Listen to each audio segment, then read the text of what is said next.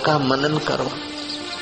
मनन करते करते उसी में शांत हो जाओ और उसी को पालो यार। व्यर्थ की बस चर्चा ना करो। जन्म भी बदला, गमन भी बदला, श्रवण भी बदला, मनन भी बदला, एक चेतन ना बदला रे। ये जग है अदला बदला भाई।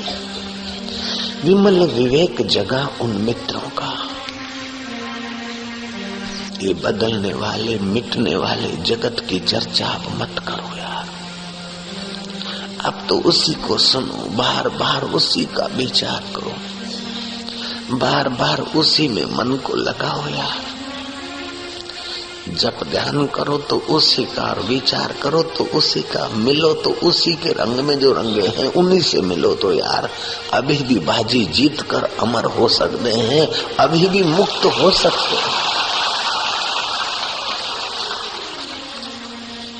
तूने पढ़ी है बाबा की ईश्वर की और किताब? बोले हाँ, बाबा ने कहा था कथा में, मैंने देखी है। बोले बस यार मैं भी वो पढ़ता हूँ। अपने मन को जीते जी मौत दिखा देता हूँ। चलते चलते बुढ़ापे में थकान हुई, ढल पड़े। कुटुंबियों ने नाटक किया, डॉक्टरों को बुलाया कि अब जाए, बूढ़ा जान छूटे, वसीयत का उपयोग करें। हमने तो मन ही मन मौत को बुलाया। ईश्वर की और किताब में लिखा था ऐसे ही। मानो हम ढल गए, हमारा दम टूट गया, शरीर मरा पड़ा है।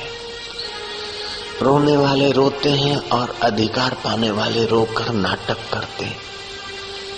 हमारा शव पड़ा है, लोग इकट्ठे हुए, नहलाया धुलाया और हमने देखा कि मेरे शव को लिए जा रहे हैं।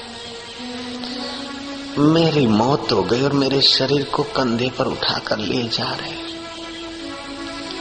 रास्ते में शुकन करने के लिए मेरी अर्थी को, मेरे जनादे को उतारा।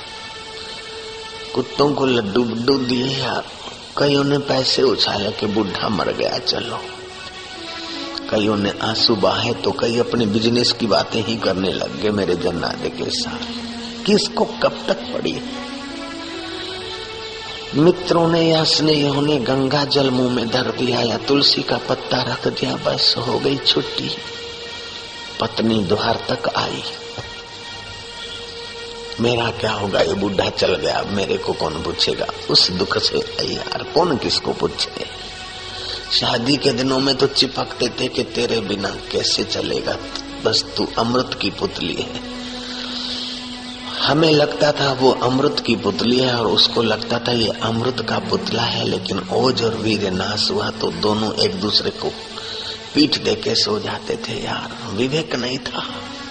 अपनी ऊर्जा का ह्रास ही हम समझते थे कि सुख मिल रहा है पत्नी से, पत्नी समझती पति से सुख मिला। सुख तो अपने आत्मा का था यार, लेकिन विमल विवेक की कमी थी। अब बुढ़िया रो रही है कि बहुएं कैसा चलेगी, तुम जा रहे हो। वो दालान तक, बरामदे तक आई और निकट के साथी हुए वो शमशान तक आए। लेकिन वो शमशान तक आना ही पड़ता है, बाकी तो उनका मन वही अपने व्यापार में और अखबारी बातों में और टीवी के रंग ढंग में बातें कर रहे थे।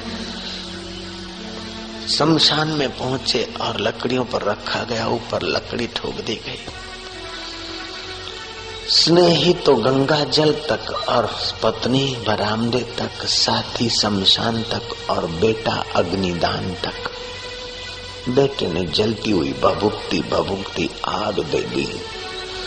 सारे दूर भाग खड़े हो गए, उसमें से कुछ तो पलायन हो गए। भाई अच्छा, फिर तीसरा मनाने को आएंगे तो आएंगे, मुझे बाहर जाना है। किसी को बाहर जाना है, किसी को दुकान में जाना है, किसी को कहीं जाना है। उन बेवकूफों को पता नहीं कि सबको यहीं आना है। वो मेरे को छोड़कर चले गए। कुछ लोग रहे, देखो कहीं कच्चा न रह जाए मुर्दा।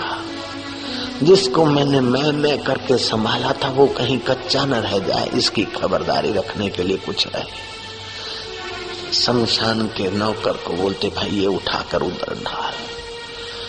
भभूक भभूक भभूक भभूक आग लगी। घुटना और पैर चर्बी पड़ी जली, धड़ाक नीचे निकली, आंतें जल रही है, मैं देख रहा हूँ। खोपड़ी धड़ाका बोली, फटी। एक हाथ का हिस्सा जरा गिर पड़ा तो उस नौकर ने उठाकर बराबर अग्नि के बीच रखा, कहीं कच्चा न रह जाए। राख बनाने के लिए लगे थे सारे कुटुंबी, बच्चे आदि। जो निकट के थे वे 10-20 बचे, बाकी तो सब भाग गए। तीसरे दिन मेरे शमशान की वो हड्डियां चुनने के लिए गए। हड्डियां चुन कर आए।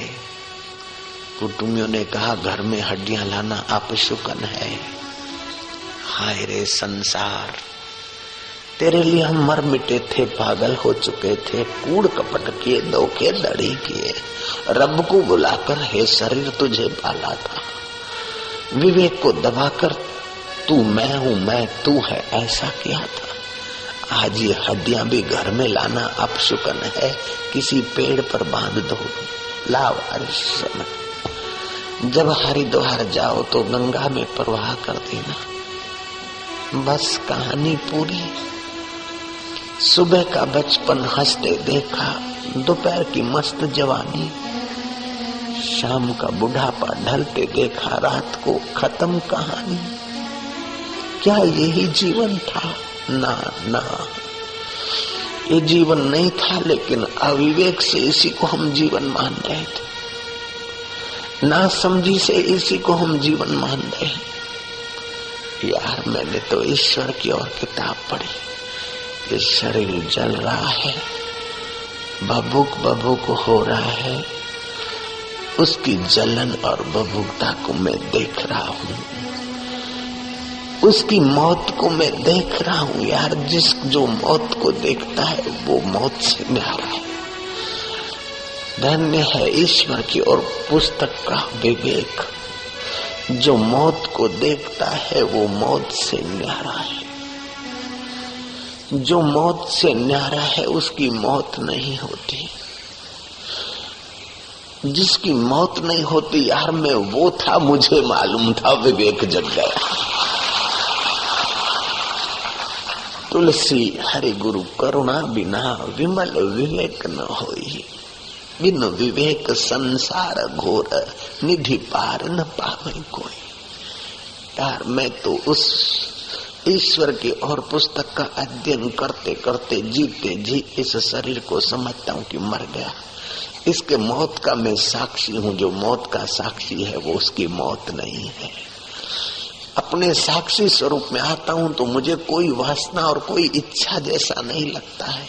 जब शरीर में वृत्ति आती तो फिर पुराने दुष्ट संस्कार आ जाते। बाबा ने सुनाया था कथा में कि वशिष्ठ ने कहा है कि करोड़ों जन्मों की वासना है, दीर्घ अभ्यास के बिना नहीं जाती।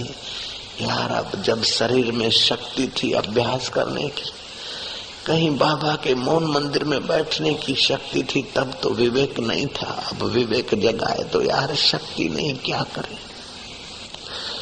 हफ्ता 15 दिन बाबा के डेरे में रहे संसार के संबंधों को भूलकर, लेकिन वो भी शरीर साथ नहीं देता है। अगर जवानी में ये कर लेता तो काम पूरा हो जाता। इस मरने वाली लोथ के पीछे जिंदगी तबाह हो गई। उस तबाह होने की जिंदगी में से थोड़ा समय बचाकर कहीं एकांतवास जाते और भजन में लगते तो यार अपने भी बाबा जी जैसे हो जाते, ब्रह्मज्ञानी हो जाते। अब जो रही है, जो गई सो गई, राख रही को जितनी बीत गई। यार बेवकूफी में जिंदगी चलो अब जाकर, अब सावधान रहे। एक मित्र दूसरे मित्र को कह रहा, दूसरा मित्र मानो अपने जीवन के लिए तैयारियां कर रहा है कि अब समय बर्बाद करने को नहीं है।